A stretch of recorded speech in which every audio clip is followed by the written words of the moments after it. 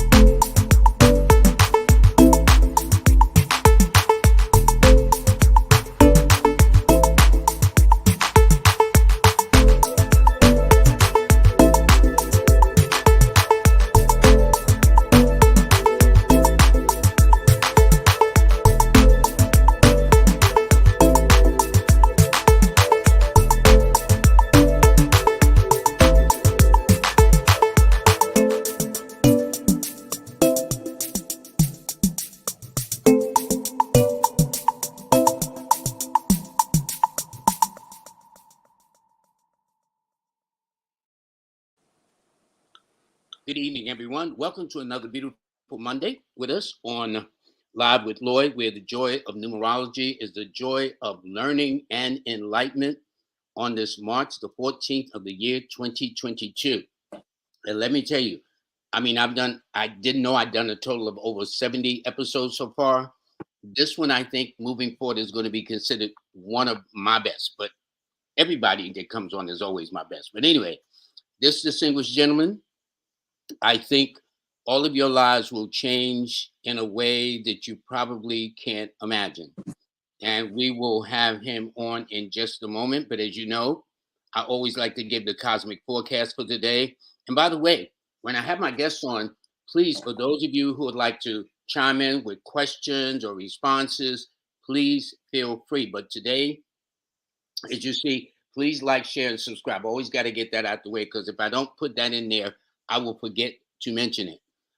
Like if you really like it, share if you really think it's valuable, and subscribe if you want to kind of keep up with what's going on because I do this religiously, consistently every Monday, every Wednesday at 7 p.m. on Facebook, LinkedIn, Twitter, and um, YouTube. Of course, YouTube. So today's Monday. It's the 14th. The sun is in Pisces. The moon is in Leo. It's a 9 universal month. It's an 11 universal week.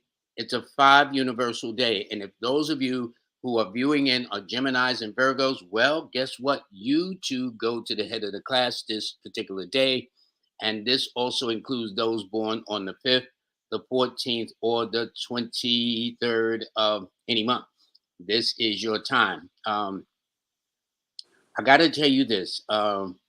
Is very interesting. Hold on one second. Here we go. All right. All right, everybody. Hi. Thank you for joining us this evening. I have a pleasure. Thanks to Sister Kafunya, by the way. And also, I want to thank Mercedes to let me know, excuse me, we're holding on. I got you, Mercedes. Thank you. As a reminder, too, because I was running behind just a little bit. I was so busy engaged with my guest just coming on in a minute. But you're about to meet an extraordinary human being. All of you are extraordinary. Don't get me wrong. But this is a gentleman that has had near-death experiences. He remembers drowning and some other things. So we're gonna ask him, what is it like to do that? But better yet, let's bring Eugene on. Eugene, how are you, sir? Good, Lloyd. How you doing? Fine, thank you. Okay. You have Thanks an for having. interest. Huh? Oh, listen, it's my pleasure. It's my pleasure. Listen, it's a very, very interesting story. You had a couple. There's so many things. I know we're gonna go over the hour. I'm gonna tell you straight up front because of so many things that needs to be resolved. You are a near-death experiencer, which I thought was interesting that term because the word they like to project now is influencers. Okay, but you are an experiencer. That means anybody who experienced things. So, for example, I thought as a youngster, I had a near death experience. When I read your book and talked to you, man, mine is just a walk in the park. It ain't even nowhere close. But, it all depends on what it is. Can you tell us a little bit about yourself before I get into questions, please? Yeah, I'm from Philadelphia. Um, I have a son. I'm a single father. Our family. Now, my father. I was adopted at birth. And I was adopted by two actually perfect black parents. Dad was a principal in Philadelphia schools in the inner city. In fact, like I told you yesterday, he was friends with the real life school teacher from Lean on Me, the movie with Morgan Freeman. Yeah, yeah. So Your dad mentored him? Is that what you're saying? yeah, he would call the house, and his name was kind of familiar whenever we had phone calls. Dad was a older principal in Philly, and Mr. Carter was maybe about 5 or 10 years younger. So he advised him on a lot of stuff, and he was in the same way, just as strict as that principal in that movie. Because I was going to say, in the movie, it was interesting that Morgan Freeman, who projected that character, was a man that obviously didn't play. Yeah. So that's probably where he got that from your dad. That's what you're saying. Yeah. In fact, Makes sense. Dad used some of the same lines that he did in the movie on me, as the years went by. But he was a good dad, and I had a real good mom. And, things were different back then. But so at age 11, we moved to Kent, Ohio, where the Kent State shootings happened. And so that was like a small town life, the opposite of what we had here in Philly. So we got to know the outdoors. We swam, did sports, and it was actually kind of a nice place to grow up, because who knows what we would have gotten into in the city, 11, Sure. 12. They already had gangs and stuff. Sure. So at the age of 6, I began having psychic experience, mainly out-of-body experiences. They started as dreams and out-of-bodies. And now at age 9, I had asked God for them. I asked him, if you show me all the invisible things, because I was aware that there was an invisible world. If you show me all the invisible things in this world, then I'll always tell people about you. And 2 years, sorry, Lloyd. About 2 years later, at age 11, they started in earnest. And they started off as dreams and out of bodies. And it'd be a mixture where I'd have a dream and then an out of body, then another dream and an out of body. So I began to distinguish between an out of body and a dream. And they both have different levels of consciousness, like levels of how aware or awake the person is. So at age 9 in Philly, I asked him to show me all those things. 2 years later, at age 11, it started in earnest. And I had forgotten about my promise, but he hadn't. And Great. So they came on even stronger from age 6 to 16. And it culminated, or not ended, but the near death at age 14 was like a graduation of all these experiences. And then at age 18 or 19, I had a UFO abduction. I was with a friend too. So it's been like a psychic, mystical. It started off as psychic, then ended up as a mystical life. And the mystic is different from the psychic, whereas the psychic has abilities that he is not fully in control of, and is unaware of, is unable to use. He doesn't know what the kind of abilities he has, and it can a lot of times cannot control them, but he does have them. But the mystic is also, the psychic could be an atheist. The mystic is primarily concerned with God, and those psychic gifts that come from living a life dedicated to striving to God. Those are the after effects or gifts that come from like studying that spirit in that spirit world. And the person should actually like ignore those psychic abilities, because they will come. We're all psychic, but when you start walking on that path of higher knowledge, then those powers come in stronger, and they also last a lifetime and get stronger every year. It's a wonderful thing to study and experience. And the blacks, we have our place in that too. Uh, because all of this stuff really goes back to our ancient history, our ancient science. Hmm. It's just been stolen, borrowed, or copied and made to look like it was it was really just reinvented. But all that kind of knowledge we know well, and Now so that I want to move you back a second because you in the book you said you had actually drowned in the waters in Ohio. Can you tell us about that when you were 15? yeah. Well, how did Um, that happen? What were you doing? I used to. They had a good sports, teams and facilities out there, and so I swam one season. I also ran track. I played all the sports, Hmm. and so we were at a church youth group, and I jumped into this lake with my feet pointed down, coming straight down. Uh, because of an ear infection, I would only dive in the water at a race or something like that. Hmm. Uh, Hmm. when I had to, but if I didn't have to, I would jump in feet first. So I jumped in feet first, and I jumped up high like a basketball player and came straight down and got stuck in the muck underneath the dock. Just like you see those country time commercials where the kid is running and he jumps off. It was like that. Yeah, yeah. I got stuck up into the knee, and I could not let loose. I was really strong, and a weightlifter, and I could not break loose. Um, it's a pretty long story. Do you want me to go into it now, or Yeah, yeah, please.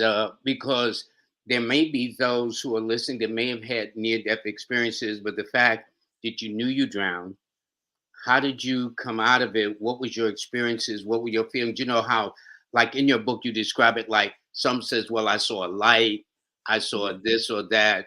Yours appears to be different. Can you share that with people, please? Yes, look.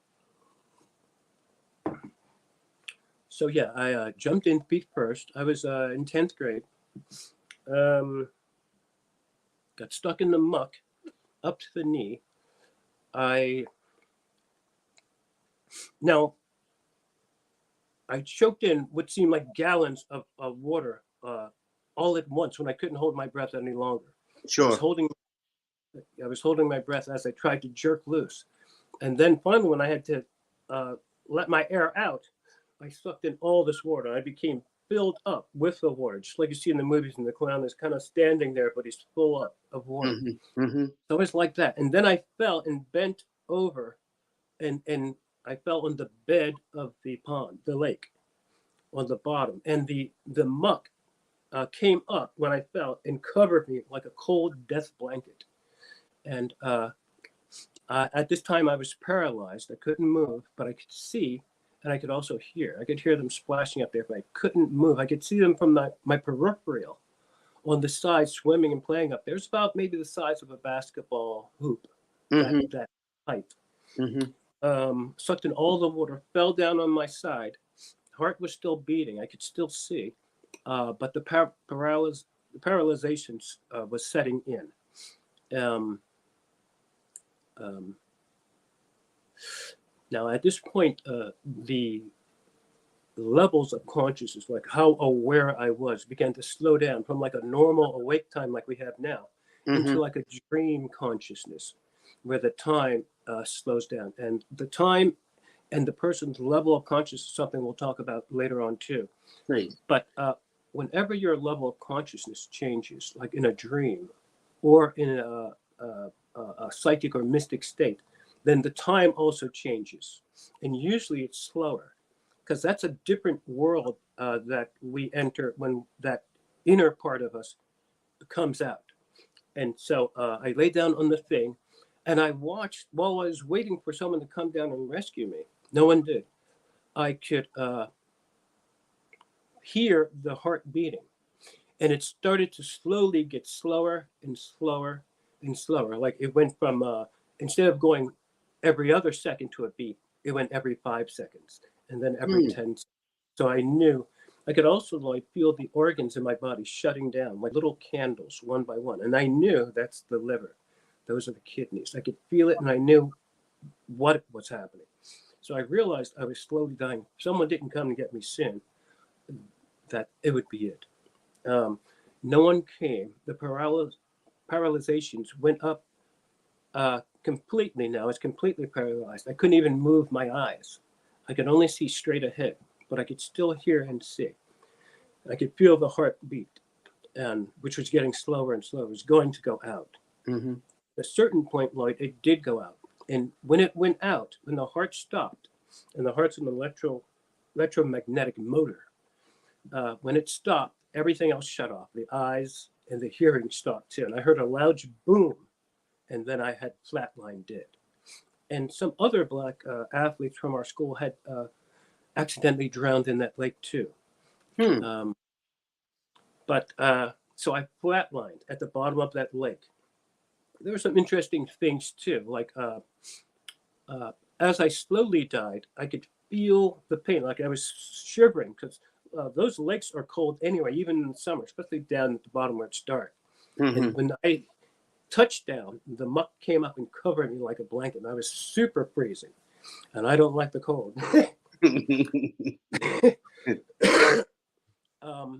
And just when I couldn't take it anymore, all the pain suddenly cut off.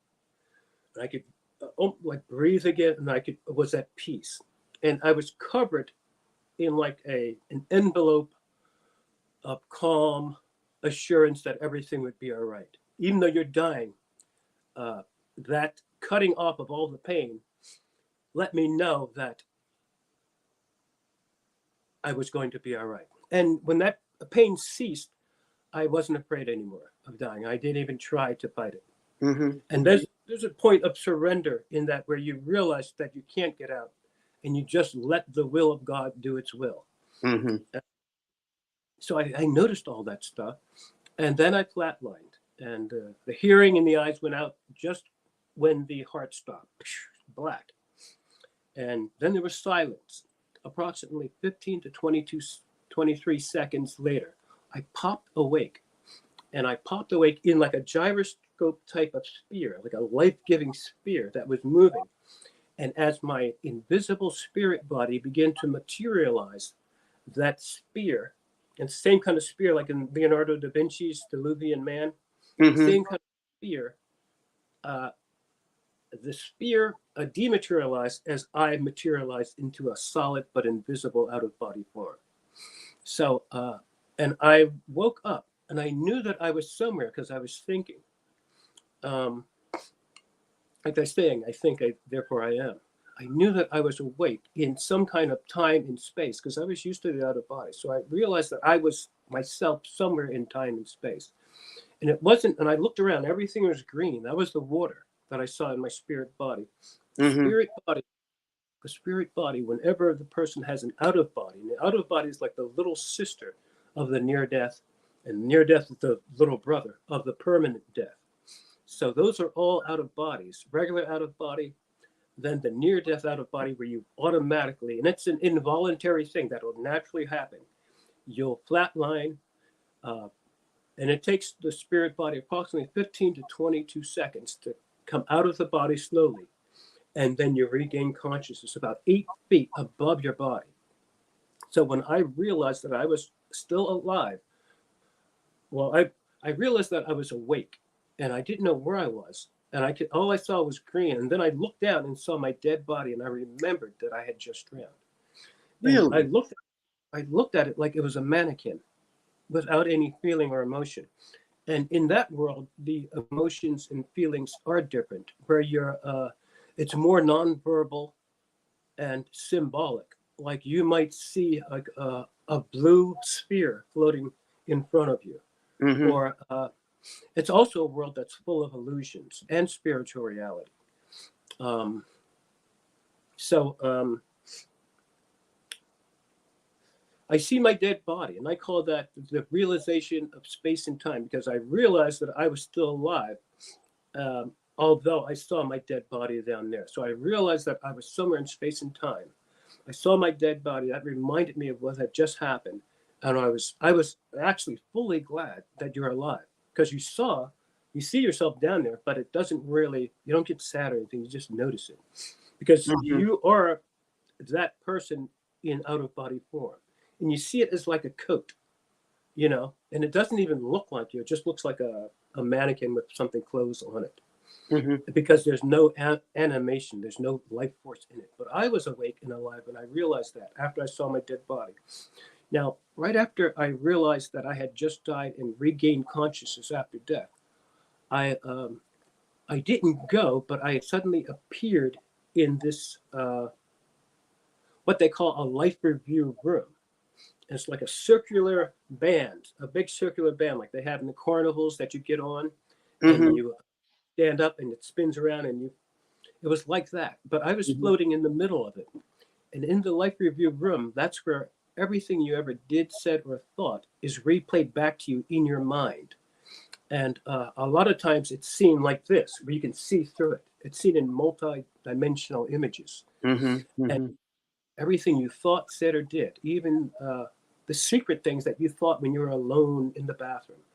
Um, I remember at one time at a summer camp, I threw a rock at this kid. He threw one back at me, but even that was shown. Um, and there was no real judgment, but I was asked, have you, what have you done for others? There were three things that I was asked during this life review, and I was floating in the middle of the of this circle, Hmm. and the inner bands of the circle were going to the right, while the outer bands are going to the left. And in ufology, that kind of represents a UFO. Their proportions, Ufology means the study of the UFO, which is where that word comes from, ufology. yeah, Okay, yeah. gotcha. Okay. So that's important too. But I noticed that one band was going one way and the other was going the other way, and UFOs use that for a propulsion thing. But there was still a lot more to happen. So they asked me, "What have you done for others? What have you done for yourself?" Now, what have you done for others? What have you done for yourself? And then the most important one: have you always believed in me? And he knew the answer, but when I said yes, um, I was allowed into heaven, and it was time to proceed on with the steps to getting up to heaven. And you hear people talk about in the near death the white lights or different colored lights, red, yellow, blue, all colors. And this is when I went into the lights. Um, Now, like I said, levitation in those worlds is normal. Just like in a dream, we might have a flying dream or where we're in the air floating, and Hmm. in the out of body levitation. So in the spiritual realms, levitation is normal. So after the life review, also Lloyd, um, when I was being asked those questions, there was a what we would call a spiritual lawyer, uh, a Jesus, Muhammad, Buddha figure, exhorting God in my behalf, or exhorting the questioner in my behalf of the good things I have done, um, and the good person that I was. And Hmm. so this was definitely a super powerful authority figure communicating with the fatherhead on my behalf. And I was Interesting. glad. Question. Uh, How did they find out? How did someone or whatever discover that you were at the bottom of this lake in Ohio? that I had what? Oh, Who no one, discovered? Yeah, I mean, nobody looked for you. Nobody says, "Where's Eugene?" Or no, no one ever did. And at the end, because there's more to it, at the end, I was thrust up out of the muck, like just like when you have a fish on a boat, and he jumps out of the bucket into the bottom of the boat, and hmm. he's squirming around. But when you put him back in the water, he wakes back up. It was like that, and something reanimated my life force, pushed me up out of that muck, and I swam to the top and choked out a lot of that pond lake water. And then, still in shock, all I could remember doing was going to the side of the beach and just scraping the muck off my leg. And then I repressed it fully, because I was only 14. Hmm. Um, but now, after the life review and the uh, father son figure exhorting in my behalf, I appeared again. And whenever you have a dream or an out of body and you're in one place and you suddenly just find yourself in another place, that's a lapse of consciousness, which means that something may have occurred between where you were and where you got to. And so always watch for that. When you're doing one thing and then suddenly you find yourself somewhere else, that's a lapse of consciousness. And there's ways where you can extend your consciousness, the continuity of consciousness, so that you can remember every sequential event in order. There are no breaks, like in a dream or an out of body. Sometimes you'll have a dream, you won't remember everything. And a lot of times those are the most important things. But with the meditational breathings, and hopefully we can talk about that later, that can extend the person to the level of consciousness where they're more awake in these dreams, out of bodies, and other encounters. Because it wakes you up in the inner world and in the outer world too. But so even more important than the life review, Lloyd, I found myself on a beach-like setting. And I looked out at the horizon and I saw what looked like the sun rising in the morning. And it was the only thing I could see and the only thing I looked at. And as it rose in the air, I rose in unison with it. And when it got to about the 10 o'clock angle, it changed without seeing it changed. It changed imperceptibly into a red color. And the color, it went from orange, sun color, to red. And the colors, both orange and red, had physio-spiritual effects on me. Where the orange, where one was of a cleaning nature and the other was like a restorative nature. Mm-hmm. So I was literally being cleansed and purged to go to that final stage where it's the heavenly realm. So it's like a showering. These rays cleaned me spiritually and physically. This is where, and that's probably where a lot of people get healed from certain things during their near deaths. Mm-hmm. So those rays had a powerful effect on me physically and on me spiritually, where they cleansed my spirit and cleansed my body, giving me like a spiritual shower before I met the King of Kings, or the God who is God of all. Mm-hmm. And I had always believed in God, but I, just like Moses in the Ten Commandments, I wanted to see that he really was he. And I asked him to show me that you are God when I was young. And so this was my chance. I didn't think I would have to die. I have a couple of questions, which is, first of all, with that near-death experience at 14, actually drowning, seeing, and then out-of-body experience, did you share that with some adults or friends? And did they think you were like, oh, Eugene, you're just making this up? You know how people do. Did you go through that? Well, this is 75. So like back then, and we're probably close to the same age. Mm-hmm. Back then, you had to be really careful about talking about like paranormal stuff, because they had like crazy houses and stuff back then.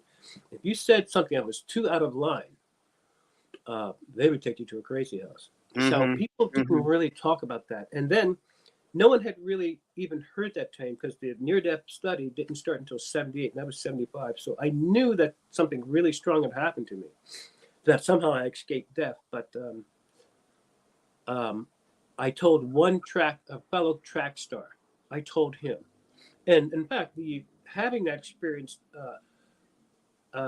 affected my neurology, because while running track, my arm would spasm and jerk the first year after that near death. It went away a year later. Mm-hmm. But I didn't realize later that was from the near death.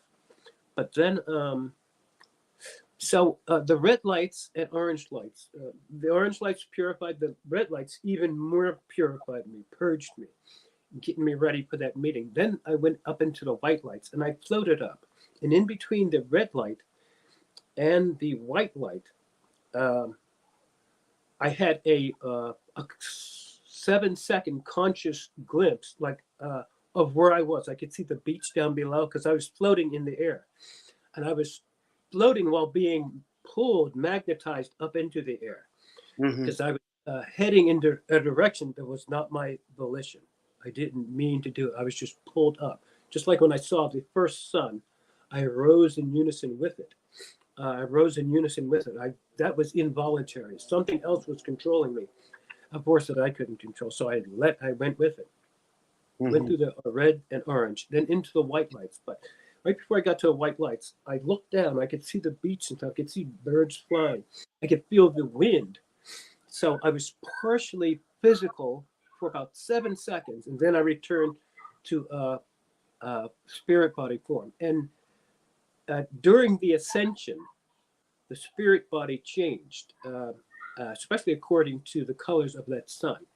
Hmm. Um, it went from a invisibly solid, invisible body when the sun was orange to a partially solid, semi-invisible when the sun was red.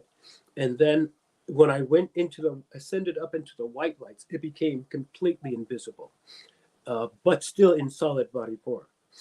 Um, uh, in the invisible realms, especially outside of the dreams, and in dreams too, you might see a lot of circles, just like our planet, like you were saying on one of your shows. Our solar system is full of planets that have circular, uh, uh, shapes, Hmm. and a lot of times those shapes are spheres of consciousness. Like it's not just a thing; it's a living thing that you can interface and interact with. Just like I was interacting with that red light and orange light as I rose up with it, and it showered me. So I'm going up, ascending upward, and like I was being magnetically pulled, and also trying to go up there myself. So it was a dual thing where I wanted to go there. Um, Now the scientists say that only 1 in 10 make it to the white lights, and only 1 in 4 remember those experiences. Um, Really? Okay. and because of those early out of bodies and dreams, I was really used to the inner levels of consciousness and being more awake in those levels of consciousness. And that was because of the daily and nightly meditational breathings that I was doing, really for sports, because it helped me in sports, but it also opened up the psychic barnyard doors, where all those things could come in, the breathings, the extra air. And I was more awake in the dreams. I was more psychic in real life, and the nightly experiences were still continuing. And now, had I known that the breathings were making those things happen, I would have stopped, but I didn't. I was using the breathings for sports. Let me ask you Uh, this. You explained in the book that eventually you reached out to people with what they call NDA, which is near death experience. Is that correct? yes. And who was one of the first persons you reached out to? Because you explained in Uh, the book. And what made yeah. you go to them in the first place? Say it again. What made you go to these series of doctors Yeah. who are supposed to be specialists in the near death experience realm? Yeah. Um, so I was at mom's, and she had a magazine on the table while she was cooking us some food or something.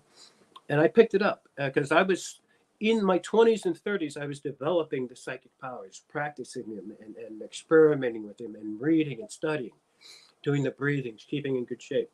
So I was in my mid 30s. I was 39 actually. And she had this magazine. There was a near death researcher on the front. I said, near death, because I had been reading books about that and seeing the shows on TV. And when I saw these shows where people were saying they saw Elvis and stuff, I was like, I have one of those, but I didn't see Elvis and stuff like that. Mine was different. So I saw this and I read the article, and he seemed like he sincerely believed in it and wanted to learn more. And he asked anyone who was interested in it or had any other psychic experience to contact him. So me and a couple of friends, Spanish and black, girls and guys, um, I told them, and they had psychic stuff happening too. Because the ethnics, we have that naturally. We're especially us blacks, we're naturally intuitive, heavily, and we'll talk about that too. But so I told them, let's write to this guy, this scientist, and tell him what's happening with it. So I had had a lot of stuff, and they had stuff too, and no one wrote. I was the only one who wrote. And then I forgot about it. And 2 months later, he wrote back and asked if I could. Invited me to join him in his research, and I said yeah.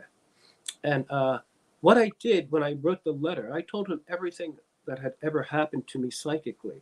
And I went from the present day backwards. and it turned out to be way more than I had remembered or thought. And all kinds of things like dreams, the out of body, hearing inner voices, seeing things in your mind while you're awake, uh, spontaneous out of bodies. The cross country runners have this where they're running and they suddenly pop out of their body about 20 feet above their head and they see themselves running. Then they pop back in within maybe a second or two. Mm-hmm. I had those. I had future dreams that would come true. Um, a deja vu. So I told him about all that stuff, the UFOs. And I thought, maybe he would pick the out of bodies or the remote viewing where you can see Now, far. this is Dr. Bruce Grayson that you're talking about, right? Yes, this was Grayson. He's kind of like the Baron Frankenstein of the near-death research. Okay, hold on. Let's show a picture so people can see. This is because actually you have a response in your book of what he wrote to you, Yes, and he was considered the one of the top near-death experienced doctors in terms of research. definitely, yes. That's what surprised me, that he'd be open enough to, because science back then, they weren't, the life after death was like a dream to them, just like kind of like the UFO field is now. Mm-hmm, So, mm-hmm, but he was one of the pioneers back in the 80s who started up, late 70s.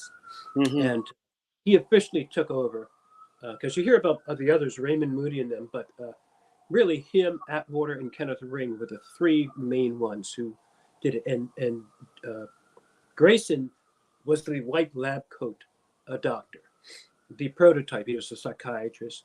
So I said, this would be a good one. And I thought when I wrote to him, I just wanted to hear a response. I thought he was a normal psychology professor. And when I looked him up online, he turned out to be the number one. So I said, let me tell him everything that happened. Mm-hmm. Instead of telling him just what happened, let me tell him every detail, because I remembered a lot. And now, and I worked with him for 2 years, and as I sent him stuff, after the first year, I noticed that he stopped corresponding. And Atwater, at that time, had warned people in her books that when you give your research to these doctors, make sure you have it copyrighted first, because they will steal it. And I had been making independent films at that time, and they do that in that business. And I said, well, definitely they'll do it in research. And so I sent him some reverse information. I sent him one piece of information that was true, the length of time between death and reconsciousness after death, Mm-hmm. and the other was false. And he had the false information that he thought was true up on his website the next day. And I said, this guy's not. He's just taking what I have. So I switched from him and went to the Female World Authority, who was working. They all three worked together, but she had 3 near deaths. So I said, she's the one who warned me about this kind of stuff. Let me switch to her, because she actually died and has a better feeling of what I went through. And this is Dr. Patricia Atwater. Yes. And you said she wound up in the book being your mentor. Yes, she became my mentor. I contacted her, and and sometimes you have to reach out to people if you want to get things happening in life. You got to reach out, make contacts, introduce yourself, and stuff like that. So I reached out to her after seeing how his character was. I said, he's not going to steal anything from me, because I knew I had some good stuff. Well, what would they want to steal from you? This is what I don't understand for those who are supposed to be doing research. The research data, the changes in the physiology of the invisible spirit body, in each stage of the near death, the length of time between death and reconsciousness after death. They didn't have any of that stuff, or didn't even really think of that stuff. In fact, back then, all they knew was that they knew 5 things that a person who has a near death comes close to death. They may feel a movement going out of their body. They may see loved ones. They may sense a presence of God. Those were about it. And so they kept rotating those things around, because a lot of that stuff is grants. and they get another 5-year grant to study it, and a lot of not good. I got it. I got it. So Mm-hmm. a lot of this was based upon their research, so they could continue to get funding. Continue to get funding. Because one And of the so, ones I'm sorry, go right ahead. um, and so they weren't in any deep hurry to really solve anything, especially if the grant money keeps them, funded, and how they probably got a good amount. Yeah, But why should they begin to do it? Because there was another doctor you met here too, Dr. David Jacobs, that you spoke about in your book. Who is he? Who's from the University of whatever? he's from Temple University. Temple University. So Yeah. how did you get involved with him?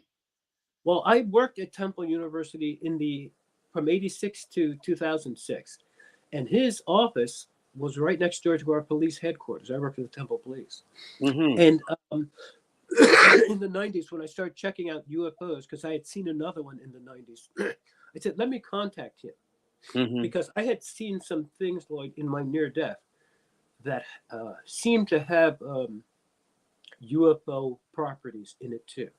I said, well, let me check with this guy's the number one in the world. He happens to work right next door on the same campus where I work.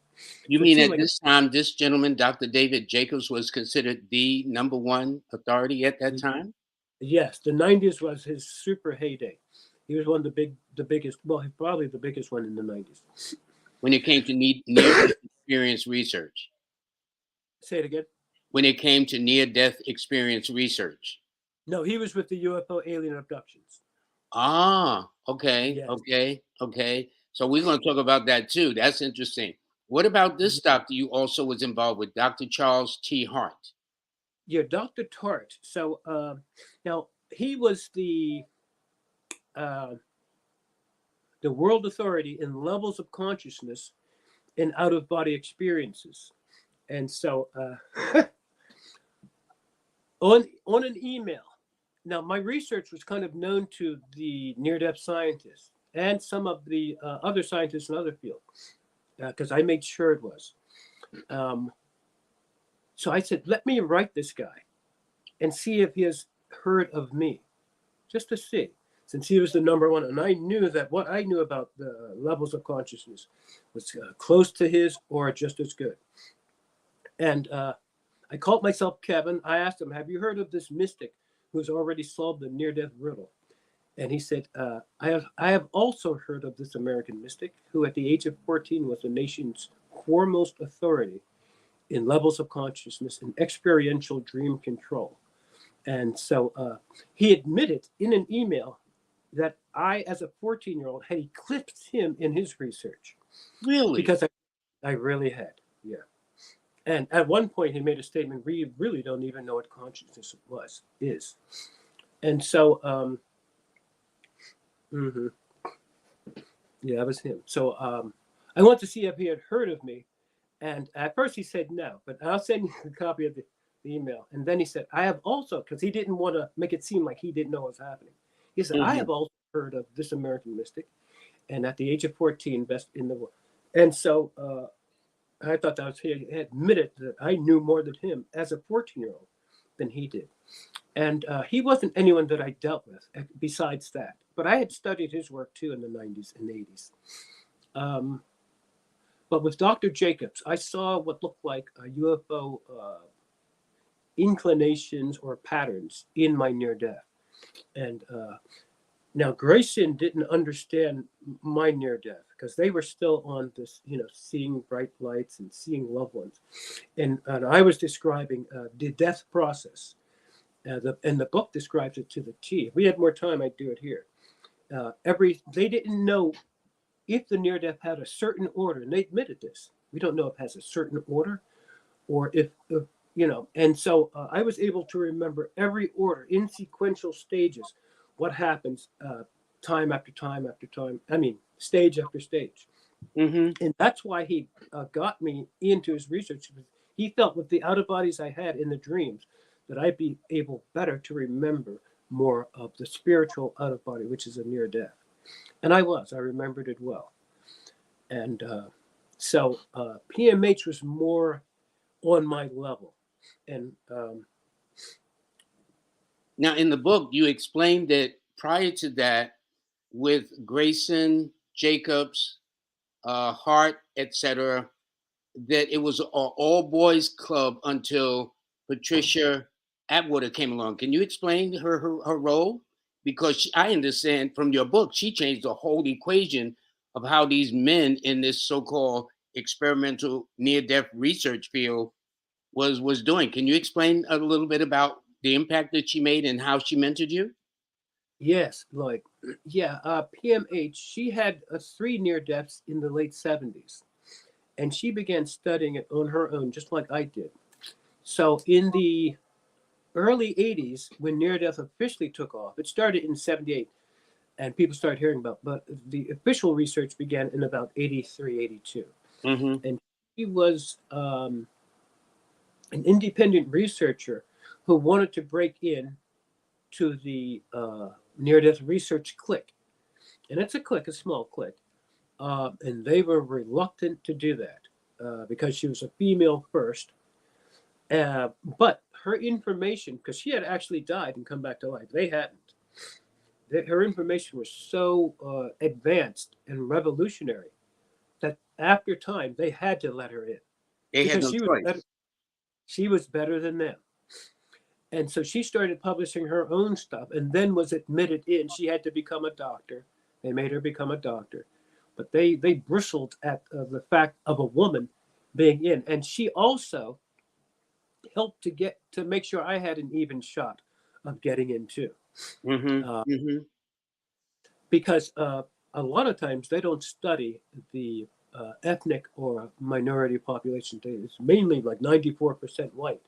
And in fact, she apologized in one of her books for that way being that way, because it's the ethnics and the white researchers know we know way more naturally than them about these realms, and a lot of the stuff that they profess and talk about, they've just gotten from us, re you know repackaged and made it Mm-hmm. look like it came out with their own. But all that stuff is stuff that the blacks and other groups have studied and mastered, and they know that.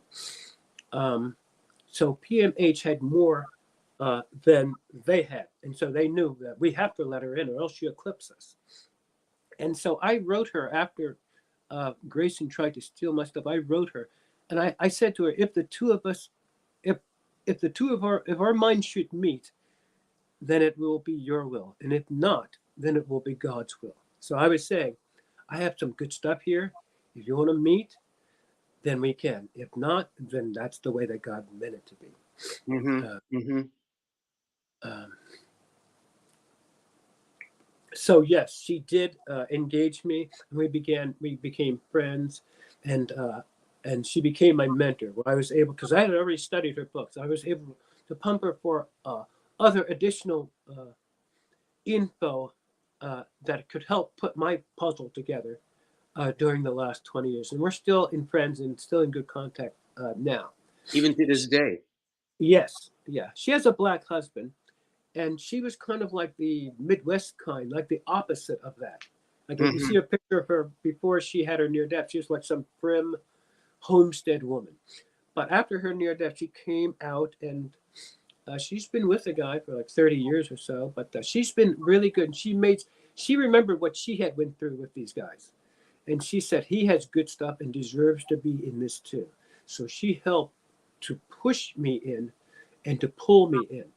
And in life, sometimes success is half deserving it and half pushing your way in, because there's people who don't want people to succeed. But she's seen it That I simply. know. That I Yeah, know. Yeah. yes. Yeah. I don't know And where that even if you, mindset comes from, but yeah, it's very interesting. Was she in part the one that encouraged you to publish your book? yes, she, along with dad and son, said that you should write the book. And the UFO doctor, Dr. J, said too. Because I had a lot of good stuff, but I was holding it. I was also doing films at that time too, and being a single dad and working with the police. So I was really just nonstop. And Mm-hmm. I was 39. I said, now's the time. If I want to make my mark into this world, now's the time to do it while I'm still young, in my 30s, with Mm-hmm. the ambition. energy. So I did, and there was a lot of nights where I stayed up all night and then had to work the next day, and that lasted from like '97 doing that till about 2014. Hmm. And so I decided to. The research was really good. I decided to write it and to write the book. And so in '08, right when Obama came out, that's when Dad said, "Yeah, do write this." And she said to write it too. She said, "Eugene, no one will ever take you seriously unless you get it down in book form." Because I was kind of keeping it privately to myself, Sure. and yeah, Dr. J, and then Dr. Grayson. So I said, yeah, and I knew I had some good stuff because none of them were talking about levels of consciousness or changing the spirit body, the white lights, the origins and effects of those lights, and the mixing and merging with God, let alone out of bodies and dreams. So, and also I wanted to have a black in that psychic research thing representing the blacks too, because Mm-hmm. we know some stuff too, and they know we're smart. It's just that we don't know how smart we are, and Mm-hmm. Mm-hmm. Because I know it's you said when you lectured before a white audience, it was a whole difference of be lecturing to a black audience. And then in fact that in the black community, we seem to be more intuitive from your observations. Is that what you were saying? oh And yeah, essentially you said the black men were more intuitive than the sisters. Is that true? And what makes yes, you say that? yeah. Lord. In the '40s, the white psychiatrist, um, and it might have been like the Rhine Institute. There are a couple of famous psychic. The University of Virginia, where Grayson's from, that's a psychic research college institute. So, and it can, and you could Google it, but they tested the whites and the black for psychic capacity, aptitude, and ability. And the blacks were the number ones. The black male was the first. The black female was the second. Then white man, white woman, and then I don't even know if they checked the other groups. But between the whites and the blacks, those were the two. Hmm. And they always study us. You know, they study our skin, they study our hair, our reflexes, and we're different from them too. Uh, just like I think some of your guests might have said, we but the DNA strands, we have 9 DNA strands to their 6, and there's another Hold up. group that They only have 6 DNA strands and we have 9 DNA have strands. 9. Yeah, that accounts for all the everything we get into, whether it be golf, piano, or basketball. We excel, even in the intellectual things like science, literature, music, anything. And it's our melanin that really helps us. In And fact, they're talking now about the melanin of our skin has a very influence on computers and does even better than some of the crystals, the I melanin. believe, I believe our eyesight is better, our reflex is better. When my son was younger, like maybe a couple of months old, he had an Irish doctor, and she told us that the black kids, because he was crawling and talking at like 8 weeks, and so we asked her about that. She said the black babies develop faster than the white ones, you know, and they have like a jump. That jump is later stunted when they, by age 7, when they either through faulty parents or the outside influences of the world that repress them down. This for all kids, but especially the black kids. But they develop faster between the ages of mentally and physically between the ages of 1 and 7, and then the system kind of regulates them or tries to. You know, there's an interesting thing. There was a piece where this psychiatrist says, "You show me a child at age 7, and I'll show you the kind of adult they're going to become." So this is Exactly. why I think it's very, very important that we really, really begin to focus on the raising of our children in ways that bring out the best of them. So by age 7, there is no way that we can be stopped from our greatness. None. Yeah. Yes. You know, Yes. that's very, very interesting. So let me ask you this. Now, let me go back. This gentleman that was at the University of the Temple at Temple University, where you were literally next door, was he the one that sparked your interest in UFOs? No, I had an interest in them because at 19 I had been abducted. Excuse me? At 19 I was abducted. I saw a Get UFO. out of here. Really? Can you Yes. share that with us? Hmm. I was with a friend, a white friend, Roger, and we were driving down a street in this like what would be a college town. We're driving down the street, and we stopped. We were driving down the street, and he was driving, and there was a red light up ahead. And before we got to the red light, I looked at him, and behind him, out the window, I could see like a saucer, a big saucer-like craft floating about a block or two away. I said, "Roger, look," and he looked, and I got out the window so I could see above the hood of the car, and sat on the window. You know, I opened the window and stuck my head out and looked at it.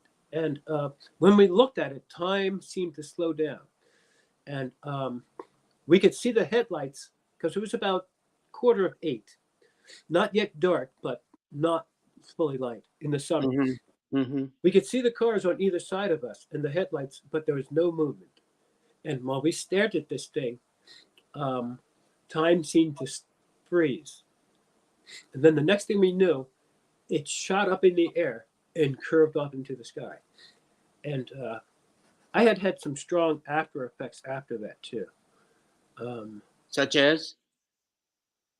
Well, I was always looking up at the skies, and those type of things, especially back then as a teenager. A lot of times, young people are the most psychic.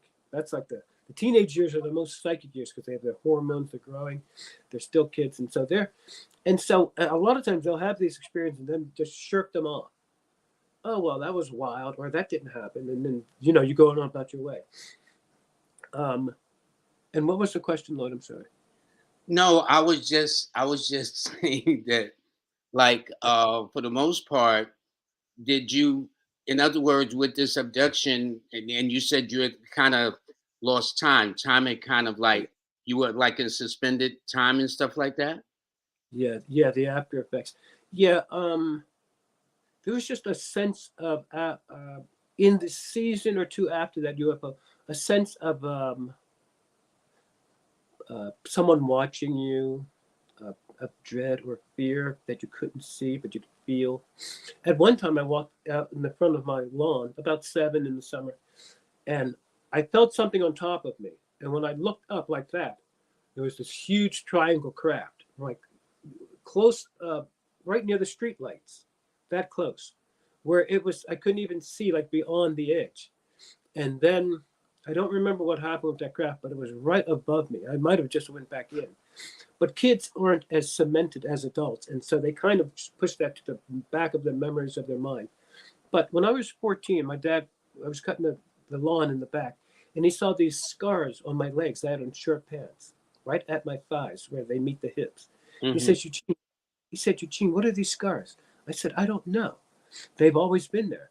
And they were, I later showed them to Dr. J, and they were abduction scars. And they're long, they're huge. And if you stretch them, they'll stretch like a rubber band and then stretch right back into place. They have like staples that stretch too. Maybe I can send you a picture. But I had been also during the teen years having dreams about being paralyzed by the aliens and fighting the aliens. And paralyzation happens when it happens during out of bodies, during rigor mortis at the moment of death, you're paralyzed, and they also happen during out of alien abductions. So that was one of many uh, connections that I saw in this near-death research. So that's why I went to Dr. Jacobs. Here's my question: did by any chance, when you share this with people, did they kind of look at you cross-eyed or like, "Yeah, Gene, right, Gene"? You know how people do, doubting Thomases. Did you have that? And see, because sometimes that discourages us, especially when you're young in the teenage years, because sometimes we look to our adults as guides for encouragement, discouragement, whatever the case may be. Yes, still in the 80s. And I really never did like that decade. It was just too much greed and people all about themselves. But in the 80s, you still really couldn't talk about it. You could talk about near deaths, like 83, 85, 87, but it was still kind of a, that's a weird thing, or you must be dreaming, or, they don't really, they're seeing illusions. Um, but you definitely couldn't talk about UFOs in the 80s. In the 90s, the, it's socially acceptable to talk about UFO abductions. Yeah, now it's very popular to talk about UFOs and stuff like that. But other than that, other than I think the Air Force had Project Blue something, Blue Book or whatever the name was referred to, Mm-hmm. that the subject of UFOs was definitely kept under wraps. Yeah, Period. yeah, yeah. Even And though airmen had seen it, air pilots, everything. yeah, because people were still living fast, and it would get even faster in the 90s. And the people were about other things, partying and getting girls and running around. And, because the 90s was kind of wild too. Um, but so that's why I contacted Dr. Jacob to see if he saw what I saw. And he said yes, 100%, that there was UFO activity in my near death. And I had thought there was too. Mm-hmm. Mm-hmm. So he was confirming what I had was suspicious of. Now, here's another thing. Believe it or not, this interesting couple that we have here, she actually wrote to you. You actually knew her. This is Betty and Barney Hill. They are the first couple that the government has officially confirmed that there was possibly a UFO abduction. I think you knew her and your father knew Barney. Is that correct, sir? Yes, Lloyd. Yeah, Dad and Barney were both Philadelphia friends, and they both worked at the post office together. They were also in the Yeah, war. he was a postal worker. Exactly. And his Yeah, wife was a social worker, Betty. yes. So Dad and Mom knew Barney before he met Betty, and then they met Betty in the 50s. And then we would meet both of them in the 60s. And we would go up to their house like at least once every summer and every winter, stay the weekend, hear the story, talk with them and stuff, play with their dog right there, and then go back home thinking about the UFOs and stuff. So, I guess they were the first famous people I met. They Well, were they were both, the first famous ones. I know this that was by where it was generally accepted by the US government that they mm-hmm, officially, although they still like to use the words allege, okay, but they have all the evidence. And in fact, what happens is it was that abduction took place for 2 hours on September the 19th and 20th of 1961. And at mm-hmm, that time, interracial couples was like almost unheard of, but they were out of New Hampshire. And from yes, what I understand, they had just went out. They went on vacation to Niagara Falls, then Montreal, Canada for a belated honeymoon. And then along Route 3, when they were coming back about 10:30 at night, they saw, and it's so interesting. So they saw the lights. They described it just as you saw with your friend, that they were okay, driving along and then there were lights in the back, and that Betty had actually told her husband Barney to stop to kind of see what was going on and all at the same time walk the dog. And the next thing they know, there was a time lapse of 2 hours. And in fact, this was in 1961, but the U.S. Air Force and the powers that be that in UFOs didn't really start getting into them until late '63 into 1964. And in fact, it was this doctor here, Dr. Benjamin Simon, who actually saw them and actually put them under hypnosis, which is here. And they went through a hypnosis process from June of 1964, January of 1964, all the way through June of 1964. And from what I yeah, understand, the doctor, he has them both hypnotized there, but he also then separated them and found out that even in separations, there was similar stories about them being abducted on this ship. Okay. yes, And in fact, because of it, it led to this book here called The Interrupted Journey that led to the movie. and in fact, this was a publication of the movie there. It looks like it's from the National Enquirer, though, just before the movie came out, uh, documenting their experiences. And in fact, the person that played Barney was none other than James Earl Jones. Yes. Okay, and and that it was Estelle Parson that played Betty's role. Yes. Okay, so I They were just good. think it's interesting. You said the movie was good? It was very good, riveting. Yeah, it's on YouTube for free. Interesting, interesting, interesting. And in fact, this was the rendering of Betty and Barney's rendering of that experience of the ship that they tried to describe it. And that, unfortunately, Barney died at a very young age of cerebral hemorrhage at 46. Yes. You know what I'm saying? But Betty died of cancer decades later. Um, and in fact, this is the site that this was the site of, well, I should say the milestone or marker where they were abducted in that New Hampshire road along Route 3 in Yes. September 20th of 1961. And this is their gravesite right here. They were both Uh, born in June. Um, Barney was more of a Gemini Cancer. She was definitely a Cancer. And as you see, he passed away just at 46, and she lived to be about her late 80s or so. So I just think this is interesting, but I'll tell you this. If you notice on the gravesite, what it says is in the interrupted journey, which came from the gentleman, Jonathan Griff, or whatever the author's name is, that actually this marked this term, the interrupted journey, was taken from the book that was actually written about these two, because once he got into it, he then consulted the the um, the psychiatrist, Dr. Benjamin Simon. He contacted Betty and Barney Hill, and then he went on to write the book that then became on to be a famous movie.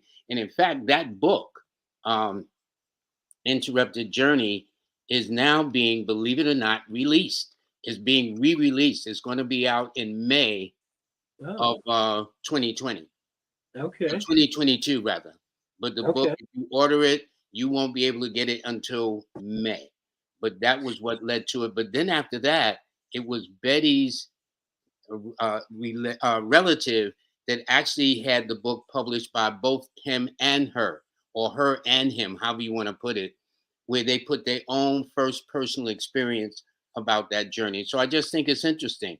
So because of your sort of out of body experiences, and that, by the way, the gentleman that was in the car with you on that evening, what was his experience? Did he ever say anything?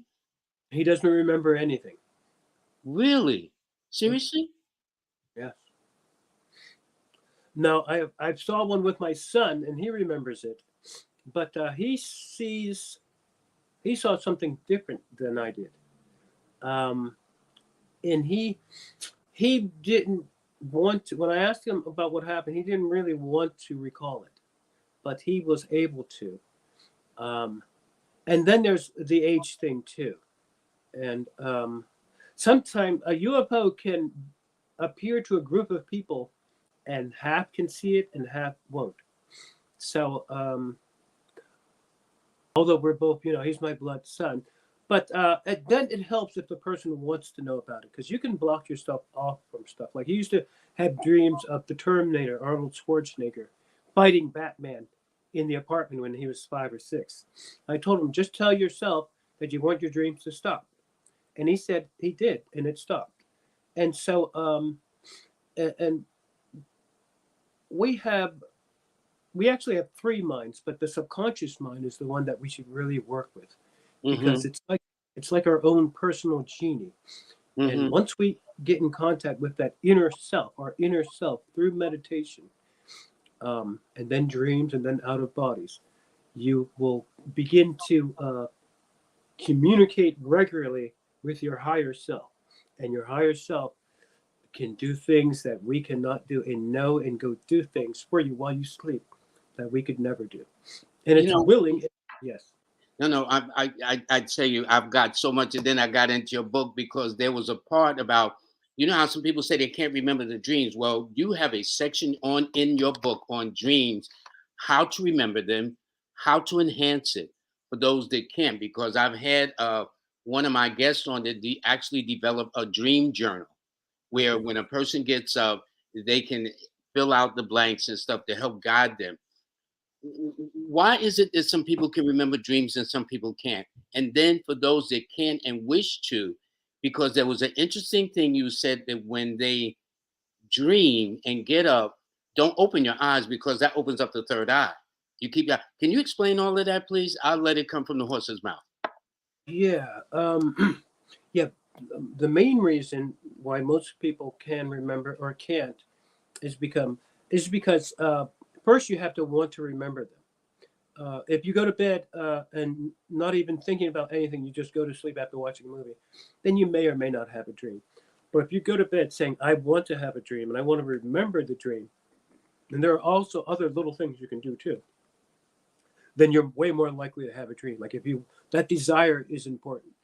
So the best way to remember the dream and what the non-dreamers don't do is that, just like you said, when you have the dream, when you wake up from the dream, you want to open your eyes just to make sure you know where you are and everything's safe, and then close your eyes back again and stay in the same position.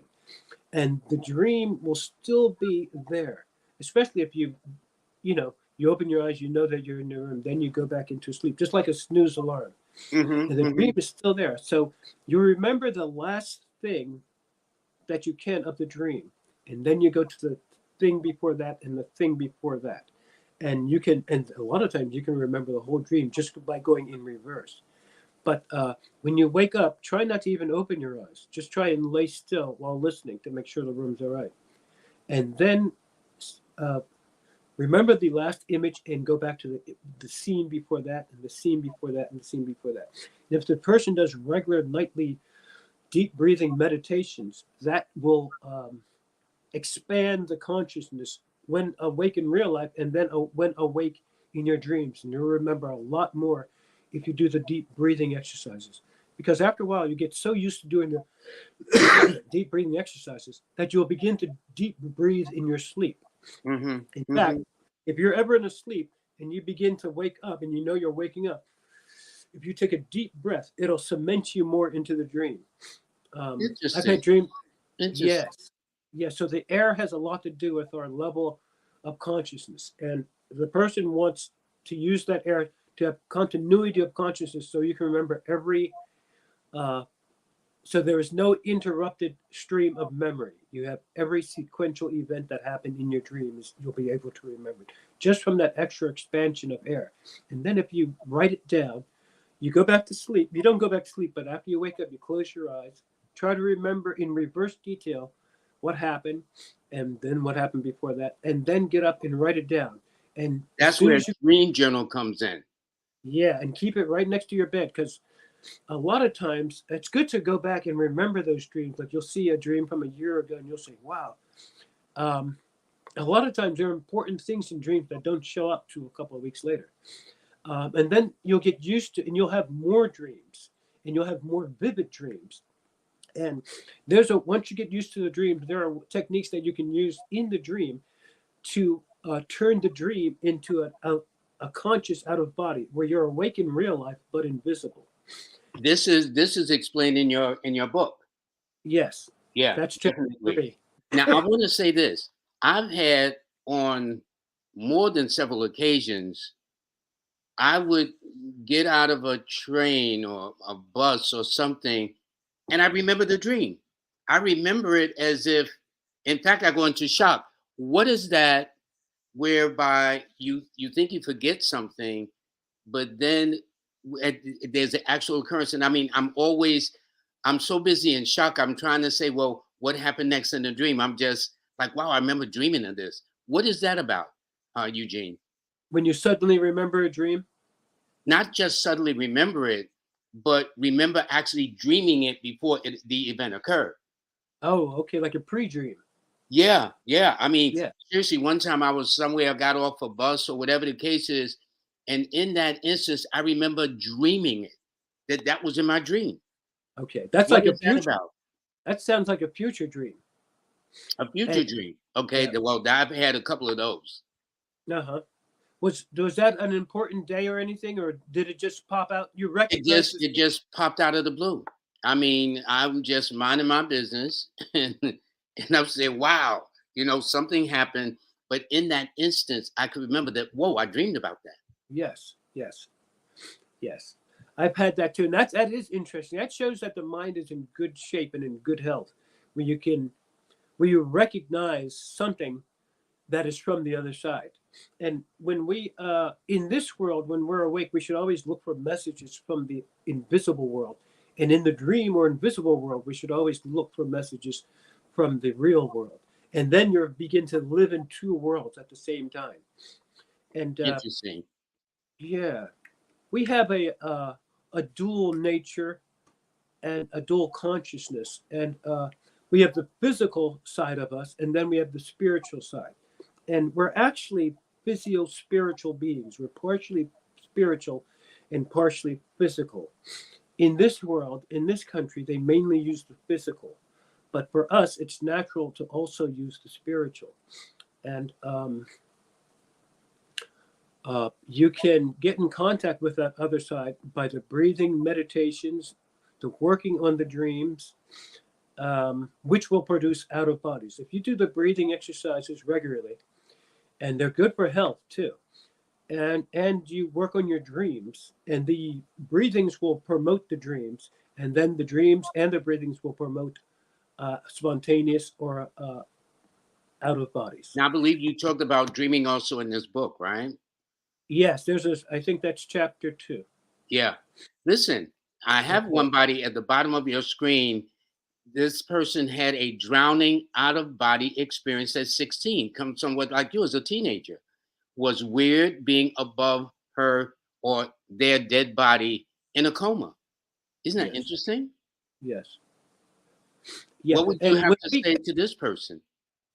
when we get into those stages where you have a drowning death or a near death or an out of body, then we're using that other mind more, that spiritual higher subconscious mind, which would be the real us. And the lower us or the awake us is in abeyance and it's shut down. And whenever you have a psychic or dream or mystical experience, your spiritual self takes over. Like the subconscious is the conscious mind of the person's spirit body.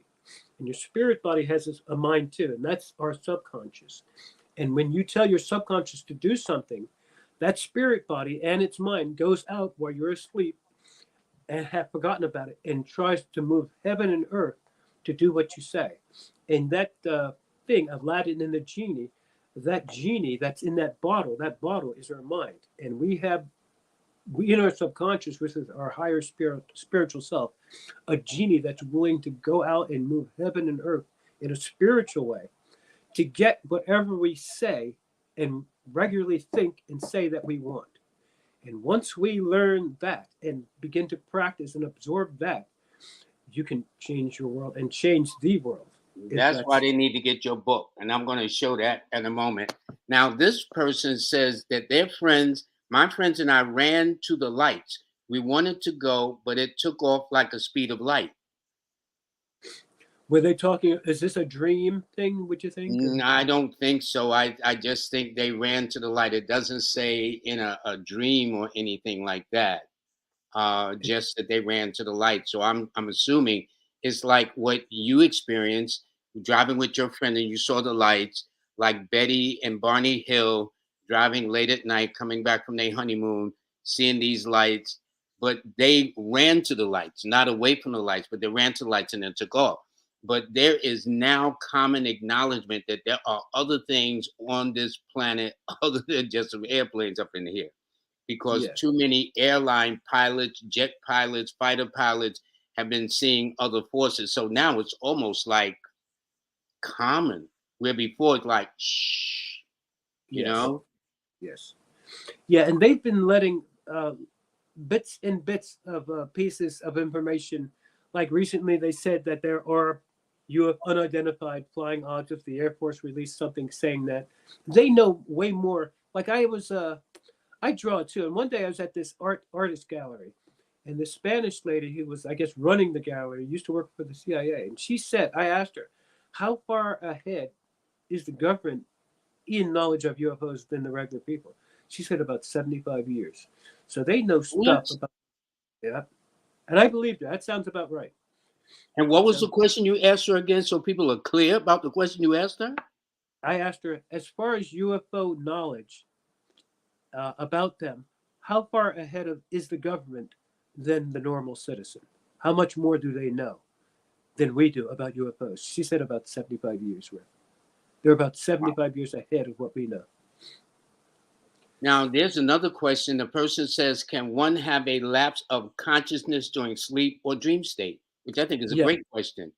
yes, How would you yes. Well, explain that to this person? By can they have a lapse? What do they mean by that? Can they have a lapse? In other words, do they forget or they don't well, remember?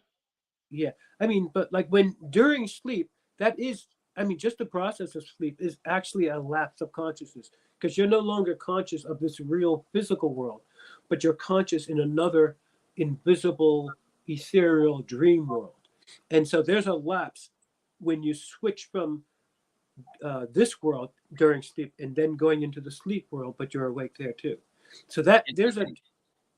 but those breathing exercises will help you continue your continuity of the consciousness will continue so that you can literally walk from sleep or go from sleep to dream while still partially awake. And even though the person is half asleep and half awake, they're those breathings can keep you awake enough and in the sleep state enough so that you can literally enter the dream. Sometimes you won't even know you're in the dream until you recognize something. But there are a lot of dream exercises that can promote that. And that was a good question. Yeah. And let me ask you this. People will say, well, listen, I'm breathing anyway, Gene. What are you talking about? Obviously, there must be a special technique in dreaming, alternate nose breathing or deep breathing or meditative breathing. But this person asks an interesting question. It says, Eugene, have you ever met Danian Brinkley? I never met him, but I heard about him. Who He is this person supposed to be that this person, Debbie, has mentioned? he's a guy who had let me see your list. He's a guy who had a couple of near death. Once where he was struck by lightning, Ah, and it changed his personality. Where he went from being a bully to being some peace loving big guy. And he's around. He's made a lot of appearances on shows and stuff like that. So, but the researchers don't really, at least with Atwater and Gracie, they don't really, you know, they see him more maybe as an author than a researcher. He's definitely an experiencer, but they don't they don't really regard him like that. Yeah. now again, when you use the term experiencer, you mean one who's actually experienced these out of body dreams or whatever the case is. Like they'll Yes. say influencer. Most people know that word, like, to try to persuade you to do something. But an experience is something different. And you also mentioned in the book there was a controller. Yes. What was your reference to that, Eugene? I mean, I got so many things. I'm going to let you go after a I, while, but I love the the book was questions. so engaging. You know what I'm saying? Yeah, that's a good one. I noticed this controller. I noticed this controller figure during the near death, and I also noticed it during dreams and out of body. In wherever you are in the paranormal, psychic, or spiritual world, there is a supreme controller. The scientists call this controller the controller, but I called it the controlling agent in charge. And this controller has the ability to roam the paranormal mansions and rooms at will, and inflicting or not inflicting his will on it. Um, the scientists were concerned about this controller because to them and to anyone, it represents a God force or the opposite of a God force. And that was why they withheld the information about the controller to the public. But I said, I'm going to tell the public because that explains a lot to us. So I wrote this about the controller because and it's in the book, because he Yes. controls our life. Yeah, it's in the book, Lloyd. And because he controls our life and death, it is the controller. Because it cannot be easily seen, he is the agent. It is he, God, the controlling agent in charge. Like a spiritual hunter, did I look for God's spiritual tracks throughout my NDE, completely sensing but never seeing him until stage 12, the final stage before resurrection. In time, the controller's footprints began to appear before my physical vision and spiritual vision, during and years after the near death. Stalking God's spiritual tracks involved analyzing a prevailing truth beyond the illusionary veils in several of the near-death stages, but confirming the essence identity of God could only be attained by melding back into my near-death, and then merging with God's present essence as well. And confirmation was established. No, well, you explain that in your book about the controller too. That's very. This is an amazing book. I was so glued to this book. That's why I got tons of questions. But here's a person that said that they had an out-of-body experience that they clearly remembered, somewhat like you, but it scared them so because they couldn't control it, and they asked God to take it away from them. Okay. And that's at the bottom of your screen. Yes. Yeah. I mean, that's natural because when I was a teenager and having these out-of-body experiences, I was freaked out and afraid too. Like, suppose you're sleeping and then you wake up suddenly and find yourself 4 feet off the bed. And then without turning your head, just wanting to see where you are, there's a thing called 360-degree spherical consciousness. When you're in when you're in that spiritual realm or mode, you can see all around you without turning your head. You can see in a 360-degree vision without even so. All you got to do is think about it. Like think where my mom is, and you look to the left, and you see her what she's doing. So if a person suddenly found themselves, and if you do the breathings, if a person does 100 breathings, after a while, so you can do the breathings where you can literally watch yourself come out of your body. You'll watch. Wow, that's deep. Yes, that's deep, Eugene. Like some people hear like a machine like cranking as they're going up, and some just pop 4 feet above their body. But if you do the breathing steadily, and you'll continue to do them while you're breathing, you'll see yourself paralyzed up. It'll start from the feet up. Once you're fully paralyzed, you might feel a shaking movement or vibrations. You might hear things, but remain fully calm. And that's why controlling the emotions is important in real life, but especially in spiritual things, so you can see the reality of what happened. Got it. Some of these things are so unique and new that a person will freak out if they see themselves coming or feel themselves coming up out their body. But the breathings help you to control that. As just like when they tell someone, calm down, take 10 breaths. The breathings help you to regulate your emotions and your feelings. And you can, during the breathings, while you're going to sleep, you do them deep enough and steady enough. And do this for about a month. You'll begin to, after you get past the paralyzations, when you're fully paralyzed, continue breathing. And you're so paralyzed that you can only breathe through your stomach. But continue breathing, and you'll feel yourself separate. There's a few different ways to separate, but usually it's on the back, and you'll float up, and you'll have a dual consciousness. Like you'll be able to feel yourself and see yourself floating up, while at the same time being in your body, watching yourself float up. All of this is explained in your book. Am I correct? Yes. Yeah, you got to get it. And by the way, this same young lady says, what should she had said to make her comfortable with that out-of-body experience that kind of like scared her? In other words, she's probably saying, what should she have said or done? What's your response to her question in that regard? Yeah. Since the out-of-body is very closely associated, and in fact, the paralyzations is an indicator that you're about to have an out of body. And most people fight the paralyzations. The most powerful thing you can do when those kind of things start happening, and you don't want to deal with it psychologically, because these are psychological effects that are happening inside your mind, inside your psyche, but they're happening in spiritual reality too. All you have to do before you go to sleep is ask God to fully protect you. And there have been people who have been paralyzed and couldn't get out. In fact, it's sometimes the stronger you tie, the tighter it gets. Because the real thing about sleep, when we go to sleep, we don't get the energy from knocking out and going to sleep. Our spirit body comes out of our physical body and recharges in the electromagnetic energy that's in the air. The Indians call it prana, and the Chinese call it chi, but there's an That makes sense. That makes sense. And so we recharge. And when a person's sick, their body recharges even more. It jumps out farther into that etheric cosmic energy.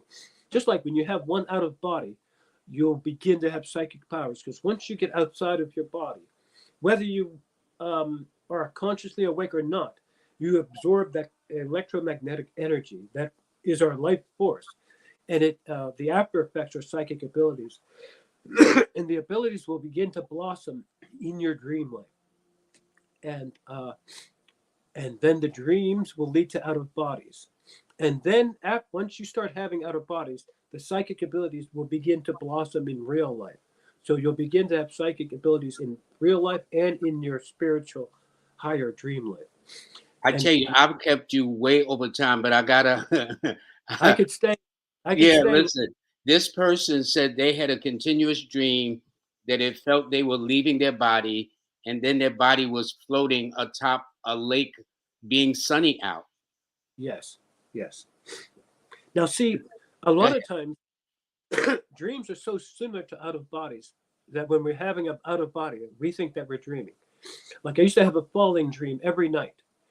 And then I had it so many nights, like 60 nights in a row, that I said, this is that falling dream. So I know I'm not going to get hurt. I'll just wake up. And when I let myself go, I stopped falling and I started floating. I said, well, maybe I can fly. When I said fly, I took off. And I was so excited that I woke up and popped back into my body. But I had to continue. See, it sounds like this person woke up consciously in out-of-body form, thought it was a dream when they were really awake in real life somewhere, but invisible. That out-of-body thing is interesting too. There's been prisoners who learned to do out-of-bodies and were able in spirit form to leave the prison, go to a bank, find out the code, go visit their girlfriends, or watch them. But and then when you have that, I don't doubt that that humans have amazing powers that we've yet to tap into, that would probably startle people if they really knew how powerful we as human beings are. Yes. They know that. They also the Journal of Sleep Studies. They know, they haven't told us, but the blacks have more of a propensity for out of body experiences than any of the other groups. Can you repeat that one more time so we have some clarity up in here? Yeah, if you look up, and I'll try and find the exact link, but if you look up the Journal of Sleep Studies, there was a small paragraph where they noted that the blacks have more of a natural propensity for out-of-body experiences than all of the other groups. When it comes to the psychic stuff, we are the number one, and they know it's mainly because of the melanin. And when the whites see us, they say that, damn, these people really believe in God. They're not pretending. They really believe in God. And that's because we know there is a real God. And sometimes the other groups look at us and they know that there's something that we have that they don't. And some of them surmise that it may be that there is a God. They know we believe in it. But the other group, especially the whites, they're not, a lot of them aren't sure. A lot are, but there's a lot of them who definitely don't believe in God. And you've got to have that God power. And we have it. Also with the blacks in the UFOs, the aliens were investigating Barney's bone structure, and they noticed that the blacks have a bone structure that they would like to have in their DNA, and they were very interested in that. That was something that Betty didn't tell the public, or maybe even the doctors. But I did a documentary with her, an interview with her, 3-hour one, and she mentioned that in there. So they like the blacks. Hold up, are you serious? You did an interview with Betty yes. Hill? Really? Betty Hill, in 1999. Is Because I there live, is there a way that people can see this documentary or interview? yeah, I'll be bringing it out soon, probably this summer. Yeah, it's in copyrights.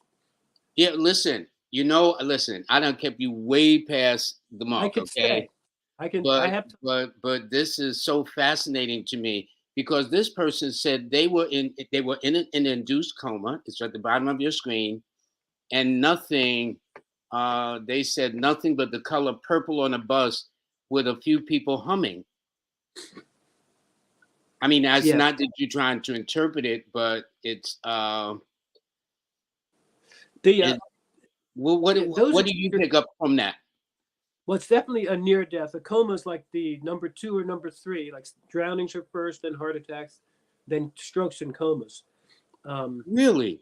yes, most people have drowning, 60%, and then either comas or heart attacks after that. Yeah, those are the top three. But there's also car crashes and shootings and stuff like that. Sure, sure, sure. But see, in this one,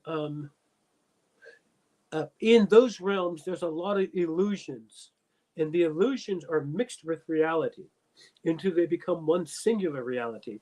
And with continuous meditation and a regular lifelong habit of it, and highly focused concentration during meditation produces a merging into things where one becomes one with one's object of focus. Um, in this one, it seemed like she might have been it might have been a semi-spiritual illusion, what her conscious mind thought she saw, or she didn't see the full reality of what was really happening. Something was happening, but uh, uh, but colors are important too. And at the bus stop, that might mean something exactly to her, but you know, it there's not a lot to. And see that there's a lot of memory issues, and that's why those breathings, because they build up the memory capacity and that continuity of consciousness where you remember everything, because there's a lot to remember, and there's a lot that happens in those realms.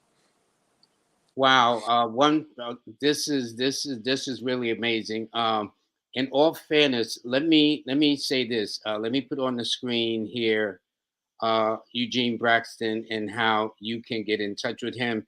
There it is at the bottom of the screen, so everybody can take note.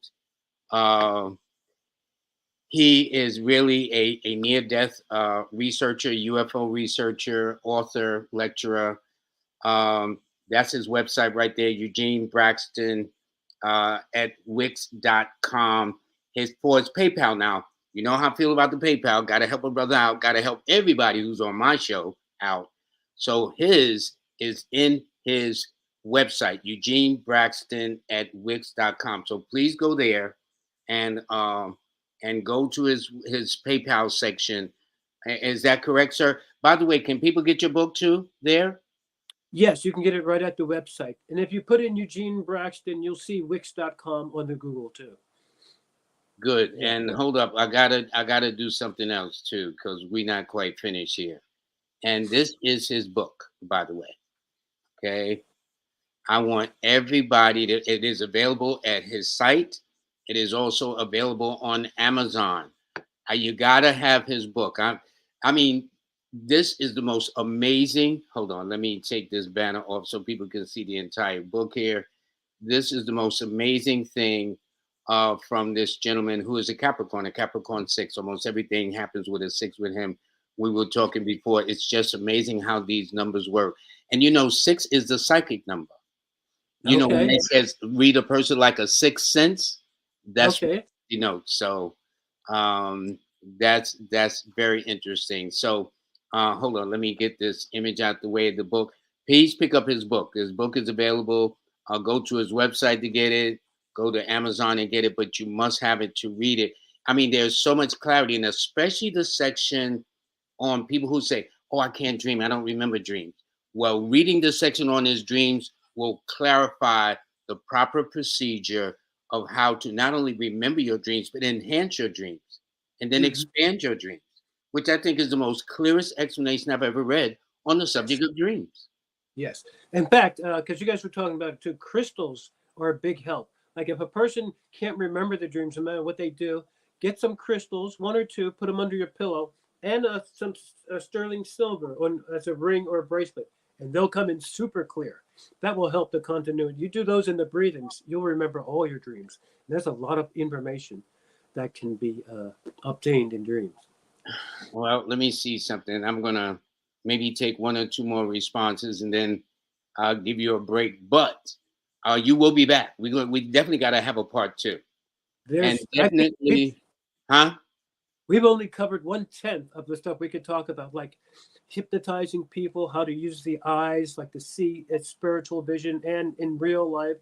There's a lot of things. There's the three minds of man, the levels of consciousness. There's a lot of things that we could talk about. Yeah, remote viewing, all kinds of things.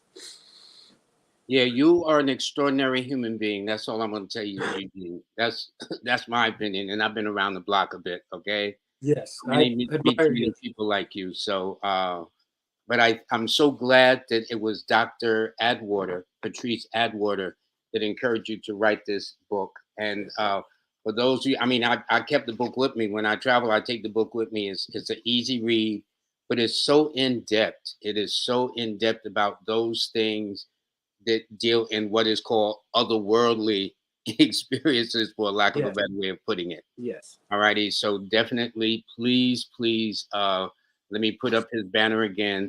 There it is right there at the bottom of your screen. Go to his website. Uh, and he is obvious.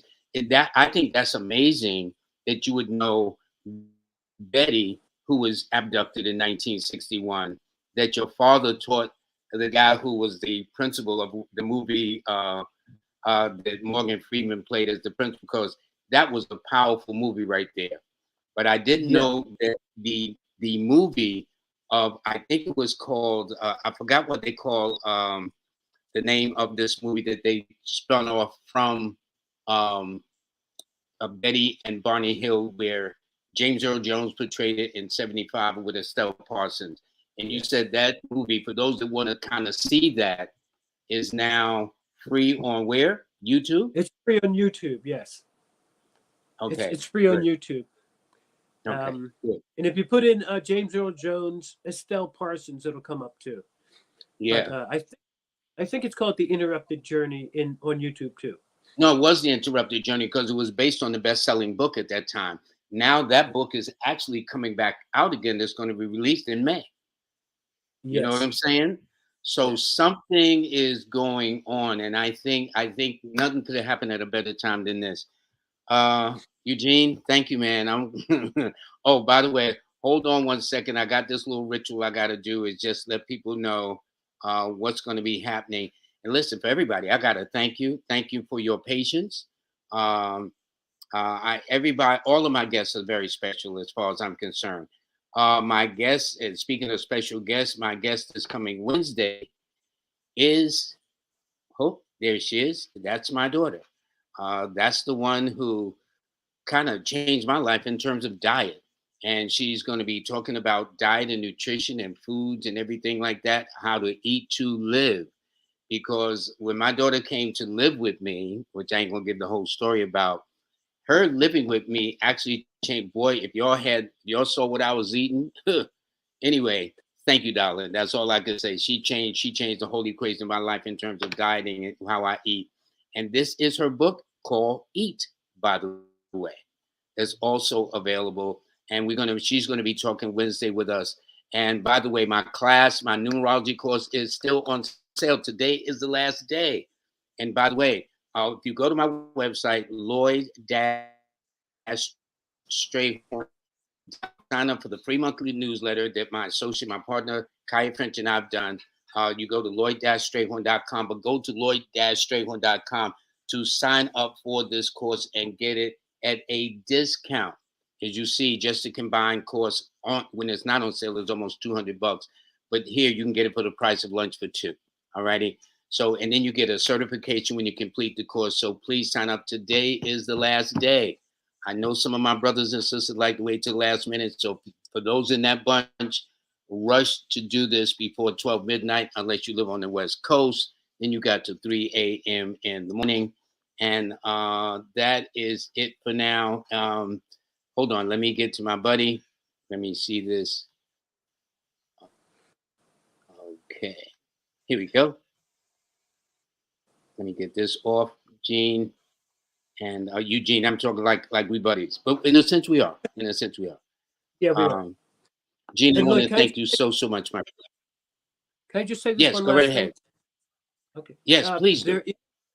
Oh, thanks, Lloyd. Yeah, there is life after death. There is a resurrection, and there is a real God. But also, there are aliens are a reality too. And as the near death brings primal ecstasy, the UFO abduction often brings primal fear. But I guess we can talk about that next time. There's a lot Yeah, of because good you know info. one of the questions. Yeah, because I got so many questions like about well, what happens when a person is at that final stage of death? Do they therefore go through that experience, or they, because none of us leave this planet alive. There's no question No, about that. I don't know one person that's still around from the 1800s, 1600s, or thousands of years ago. So I'm figuring there's got to be something because all of us got to go to the other side. Would I be right, Eugene? yes, yeah, we all will. It's naturally just like a leaf falls up from a tree, we will rise upward and then ascend into the heavenly higher realms. And there's more to the invisible world than there is in the real world. Hmm. So, in other It's words, we should not be afraid of the ultimate death, as they call it, no, no, there is and no that there real are death. things beyond it.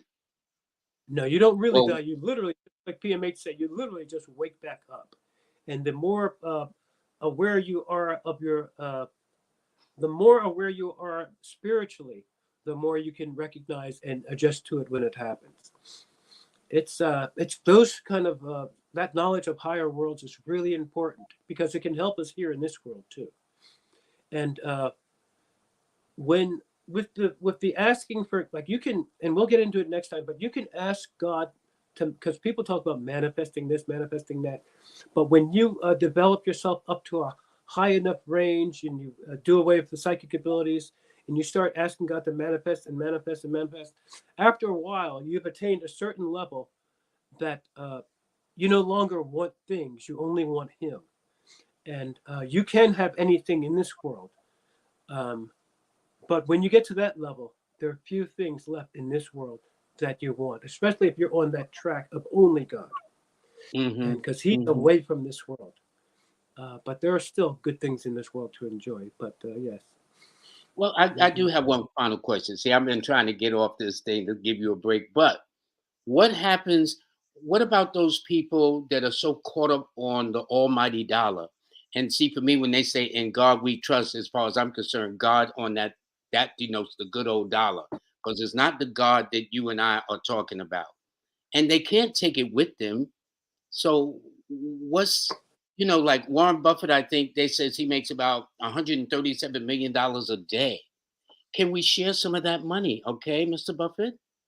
All righty. I mean, what is it about this obsession with money that none of them can take when they go home? Not a penny. I don't Yeah, get it. yeah, that's actually a super good question because for us as blacks, and one black psychiatrist said it's actually blacks living in white insanity in a lot of different ways. I mean, Can we you live. repeat what you just said, sir? I want to make sure I heard that right.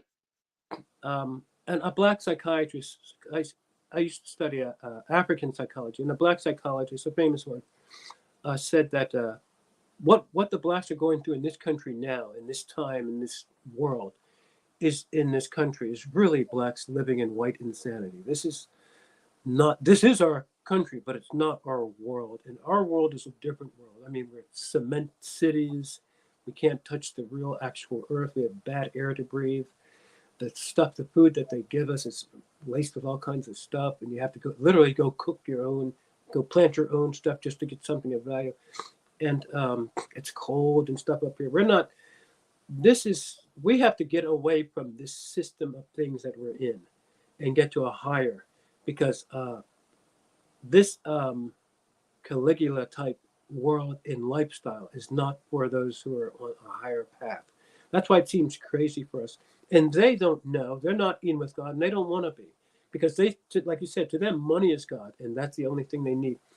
Even though at the end they'll be fully tricked, and at the end, a lot of them desperately want to get in with God, because when they get closer, they know they're afraid of that ultimate reality. It will happen to them; they will be judged fairly. But to waste your life just getting things when there's so much more out there that we could have, invisible higher things, like a higher character, a higher nature, a higher intelligence. And like I said, you can get anything in this world that you want. But then when you get to that level um, of capacity, there's not too many things in this earth plane that you want, because you're focused and you're really living in that other world mainly. So the person has to pick, but the higher invisible things are way more enduring and way more valuable. And Makes a lot of sense to me, Eugene Braxton. We will have you back. I have almost took up 2 hours of your very valuable time, I but could I stay hope there. that the viewers, that's most important, that the viewers take something away from this. And for those that are not of color listening, don't take it personal. I mean, we all bring to the table, all species of our lives or ethnicities bring something to this table. But what I'm saying is, we have been so denied our specialness, not discouraged about our greatness and whatnot, that it is very good for us to hear this, understand it, and understand our power. And as of the last about year and a half, and they've probably been saying it before then, now there's this rediscovery that the melanin, the pigment that we have, actually generate these computers and phones better than the crystals that they get. So I just think that's very interesting. That's very enlightening, sir. That's all I can say. But We are, facts are facts. That's all I'm yeah, saying. Facts are facts. we Don't are take it personal. we are way more than we think we are. 1,000 times, we have it within us to realize ambitions 1,000 times greater than those which we presently dream, and we shall fulfill them. With that, brother, that's leaving on a very powerful and positive note. God bless you, Eugene Braxton. You take good care, and we will be talking with you soon. But let me tell you this, for all my viewers, I want to thank you very, very much. This has been an extended show, couldn't answer everything, but this thing of death and whatnot has always intrigued many, many people. In astrology, it rules the eighth house, which is the sign of Scorpio, which is a house of death or rest from labor. But I think Eugene Braxton put it in a perspective that everybody can appreciate, because none of us leave this planet alive, but at least having an understanding of what the process is, I think is very reassuring. Thanks to Eugene. Eugene, bless you, man. Okay. And you take good care. And everybody, I'm going to end this broadcast, but listen, I look for you Wednesday. Okay. So stay tuned then.